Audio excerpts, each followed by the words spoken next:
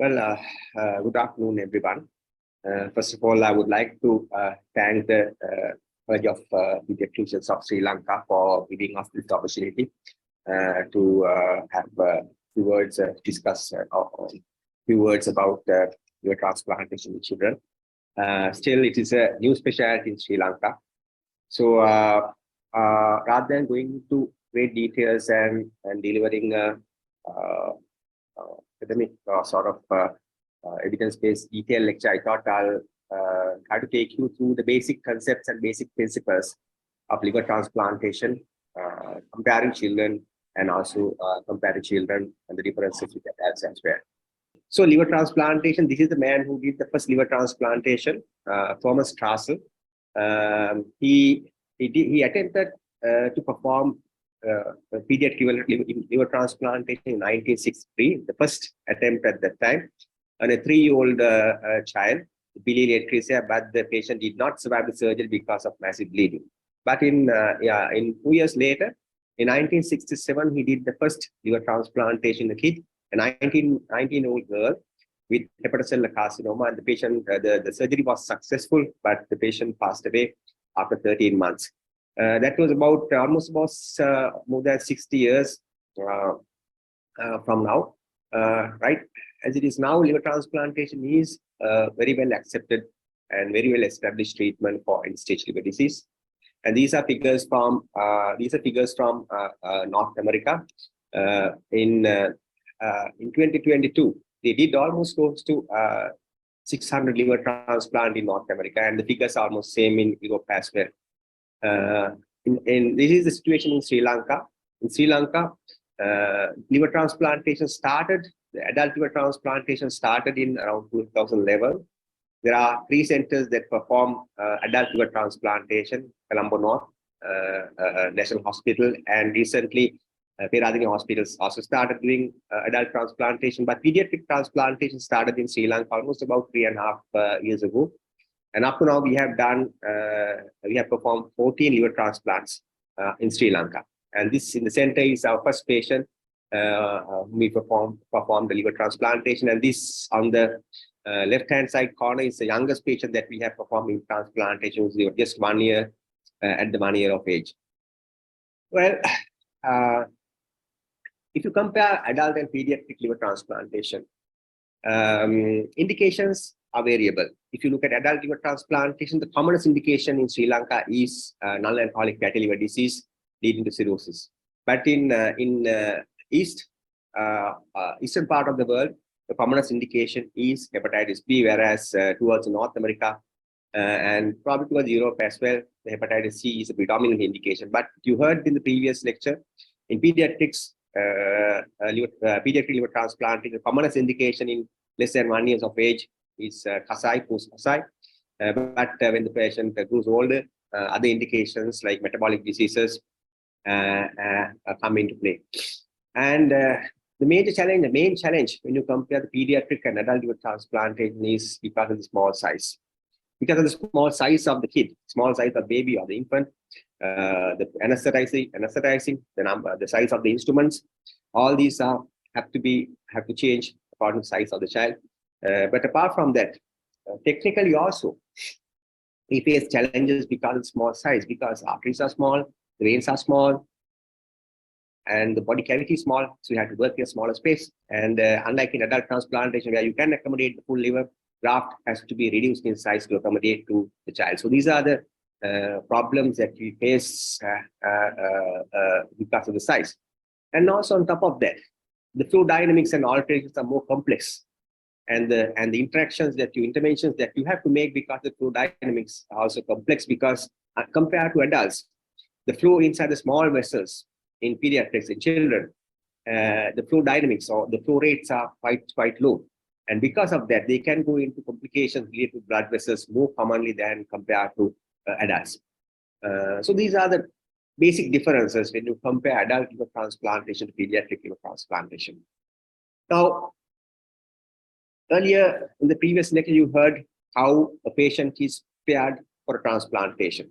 Let's say now there's a patient who is prepared for transplantation, but the next step is to find an appropriate graft. It's the gift of life. Now, there are two ways of finding a graft. One is a deceased donor, where a donor is either brain dead, cardiac death, or second type of donors are living donors. Now, deceased donation is when it comes to organ transplantation, it's a bit complex in the infrastructure and in the background. And when I'm saying that is that now how this happens is, let's say there is a patient whom we suspect the patient's brain, a patient has brain death after a major accident.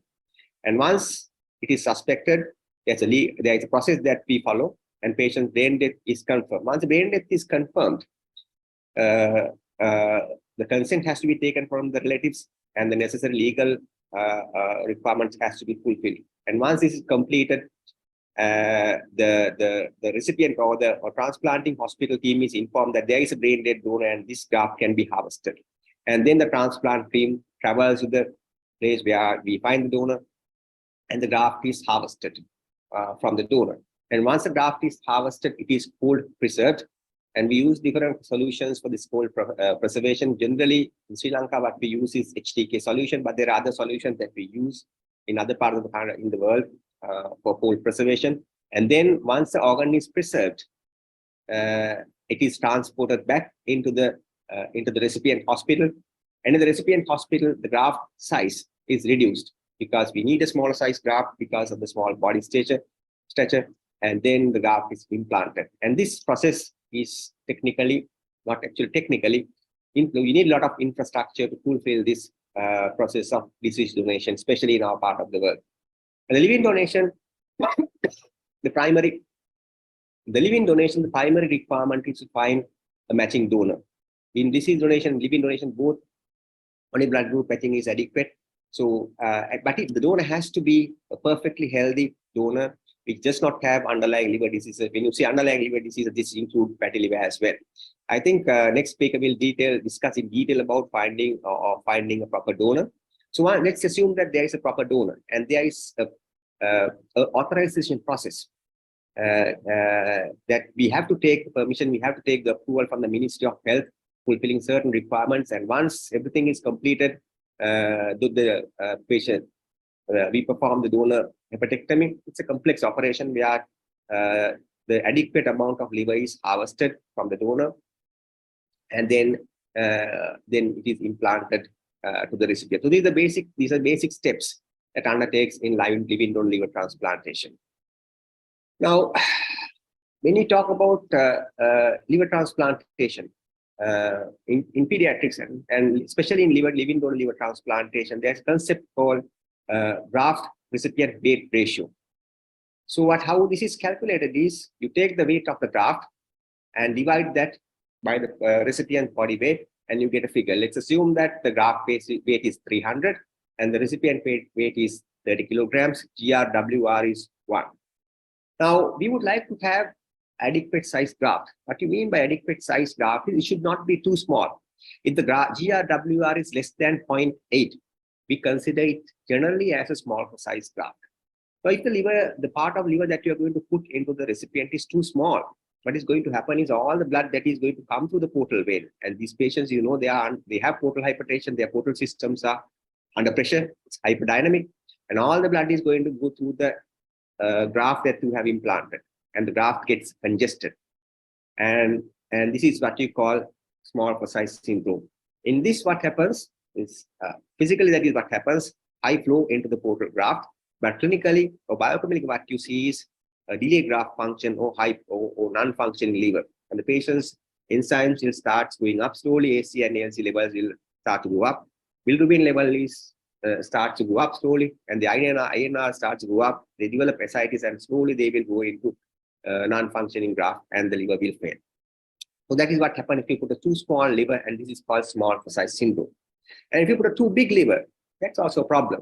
If the GRWR is more than 4, that we call large for size syndrome. Here what happens is you put large chunk of liver, and the portal flow that comes from the patient recipient is too low to maintain adequate perfusion, and there is graft hypoperfusion because of that.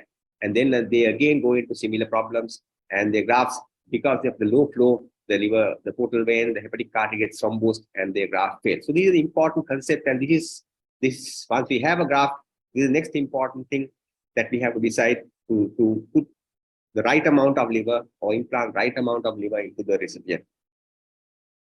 These are the basic steps that we follow during the process of liver transplantation. The first step is to remove the native liver. Unlike a kidney transplantation, you implant the kidney to the pelvis without removing the native liver. But for liver transplantation, you have to remove the native liver. And this is sometimes very difficult, especially if the patient had post-Kasai multiple episodes of cholangitis. The liver is quite tightly adhered to the diaphragm and the surrounding tissues. And you get small vessels, varices. They are under their portal system, the portal pressures are high, they have a lot of varices, so detection of the hilum can be quite difficult. And so sometimes in these kind of patients, explantation is the most difficult part of this operation actually. So once the native liver is removed, we remove the native liver, leaving behind the inferior vena cava in situ.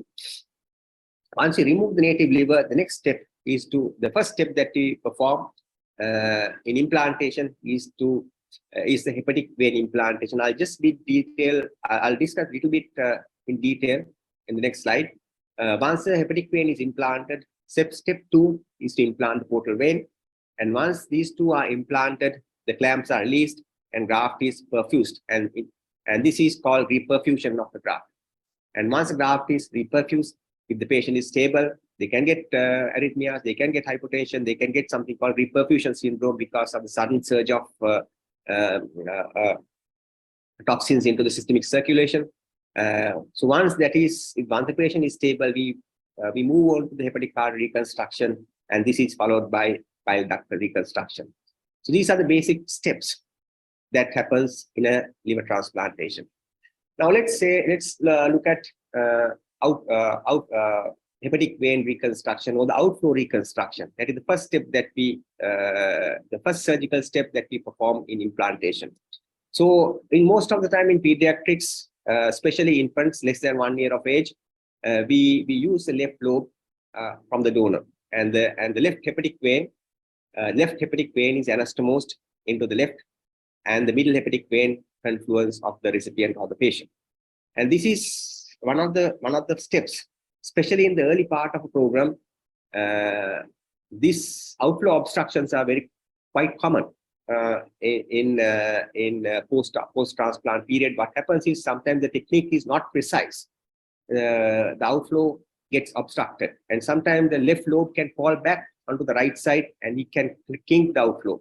So when this happens, again the graft gets congested. Like in a small size syndrome, once the graft is congested, when the outflow is obstructed, the liver enzymes will slowly start to go up, and the INR will start to go up. They start producing large amount of ascites fluids, and the bilirubin will also start to go up. And when this happens, we suspect whether there is outflow obstruction. How you detect that is with the ultrasound scan, Doppler. The triphasic or the phasic pattern is lost in the hepatic outflow. But once you suspect, then you go with the Doppler. Then you move on to do a contrast in a CT scan. That will give a better idea about the vasculature congestion of the liver and the flow and whether the outflow is narrowed. But objective assessment can be done by catheterizing the hepatic vein. And once you catheterize, you can measure the pressure gradient in the liver, and the IVC and APC is more than 12. We know that there is significant obstruction of the outflow, and this needs correction. So that is outflow or hepatic venous reconstruction and the problems that you can get because of that.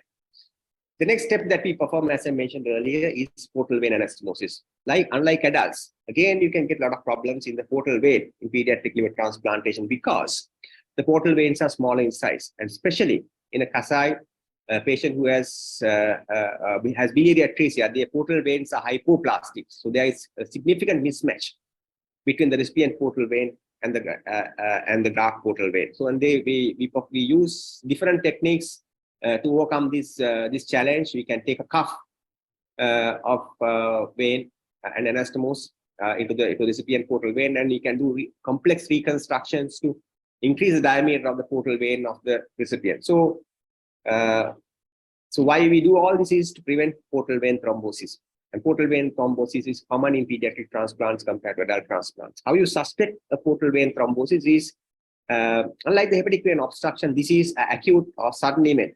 And the patient is all of a sudden, excuse me, all of a sudden patients enzyme, the parameters start changing, the isotope requirement goes up, and the patient becomes tachycardic. You do a liver enzyme, the liver enzymes are increased several times previous value, and because this cut off the blood supply to the liver, and the patient's INR starts going up, enzymes double or triple in short period of time, and you suspect portal vein thrombosis, and then you do Doppler. Doppler shows that no flow, but if you suspect, contrast in a CT scan is diagnostic, and of course this needs urgent surgical exploration and thrombectomy and revision of the anastomosis. So that's portal vein anastomosis and the complications that you can get, portal vein, immediate complications that you can get in portal vein from in anastomosis, and how you detect and how you treat.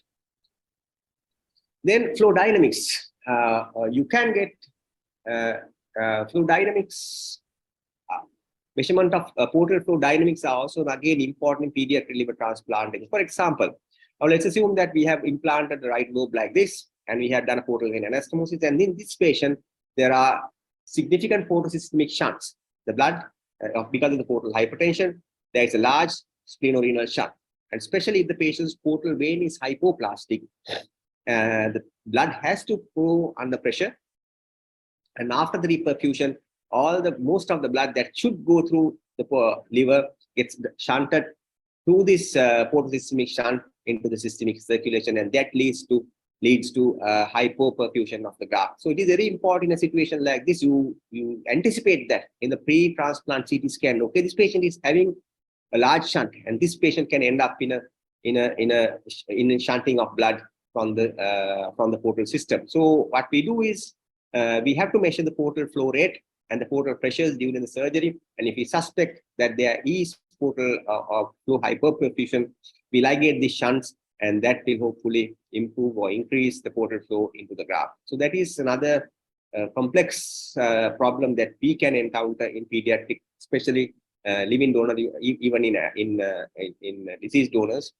This is a problem that you can anticipate in pediatric liver transplantation. Hepatic artery anastomosis is also again complex in pediatric transplant, especially because of the small size of the recipient. And in infants, especially, we use a left lobe, and as you know, left lobe can have multiple small hepatic artery branches. So you may have to do multiple anastomosis on the left side of the recipient artery. So because of that, because of small size, they can end up in hepatic artery thrombosis in pediatric transplant, which is common in pediatrics. So how you suspect the hepatic artery thrombosis is, again, like in portal vein thrombosis, this is a dramatic or acute event.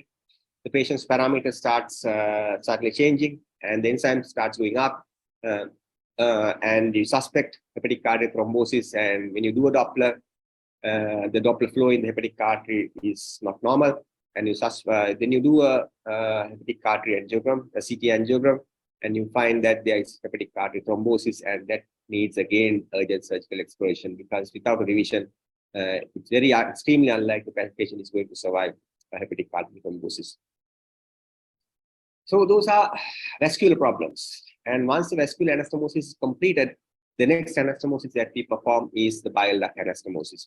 In living donor liver transplantation, in pediatric transplantation, most of the time you have to anastomose the graft right or left ducts into the recipient. And these are very small, 2 to 3 millimeters in size. And there are two ways of performing the anastomosis. You can do a duct-to-duct anastomosis, where the recipient common bile duct is anastomosed into the graft left or right duct. And this has to be done very carefully, because these ducts are very small, generally done under magnification. And the second type of anastomosis is hepaticojejunostomy. And hepaticojejunostomy is performed in patients who are transplanted after Kasai procedure, where they are native, they are already created Roux-en-Y loop, can be repressioned, and it can be used for the anastomosis. Or else infants, again, we prefer to use a Roux-en-Y anastomosis compared to duct-to-duct anastomosis. But the advantage of duct-to-duct anastomosis is that in case patients develop a stricture in the future, it can be accessed easily through a ERCP scope. But when you compare ductal anastomosis to the hepatic angiostomy, in hepatic angiostomy, the stricture rate is significantly less if you use Roux-en-Y anastomosis. So these are two anastomosis that you can use to for hepatic bile duct reconstruction. There are advantages and disadvantages of both, but then you have to use judiciously depending on the patient that you are going to operate. So once all three anastomosis is completed, the next most important complication that we might encounter in pediatric liver transplantation is during the abdominal closure.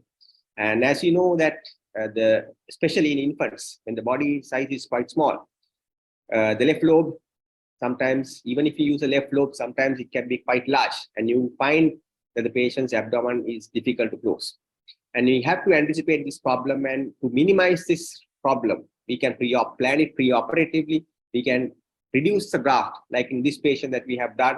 We have taken, this is the falciform ligament, this is the left lobe, but we have removed the segment 2. So this is actually hyper-reduced graft, where we have used only segment 3. And part of the segment 3 is also taken off to minimize or reduce the graft size in an infant. So still, sometimes you might end up with a large liver implanted into the recipient, and you find that it is difficult to close. In a situation like this, we might plan to delay closure, or we might close the abdomen with a mesh to minimize the risk of abdominal compartment syndrome. But especially in our circumstances, delayed closures and mesh closures are associated with high risk of infections, and kind of infections that we get is multi-drug resistant, and sometimes can be quite difficult to manage in these patients, unlike in other part of the world. So you heard a lot about post-operative period and how who's involved in post-operative care. It's very important outcome of the patient. It does not solely depend on surgery. Even if you do a complete job in surgery, if the post-operative care is not perfect, the patient is not going to survive. And during the post-operative care, you heard how it is managed. But what we have found is that clinical examination is important, but ultrasound is very handy in post-operative observing or post-operative monitoring of the patient. And we have developed a daily mechanism to monitor the patient daily with ultrasounds, and not only the vasculature, but also the amount of pleural effusion, actual objective assessment of pleural effusion, objective assessment of the ascites level, bowel wall thickness, edema, and there are multiple parameters that you can use you can monitor. You have to monitor in the post-operative period, and that can be monitored objectively with ultrasound scan assessment. So, to summarize, liver transplantation in pediatrics in children is complex, and needs specialized contributions from many specialties and many disciplines. And for a successful liver transplantation, once you perform a successful liver transplantation, give that normal life to the patient. Thank you very much.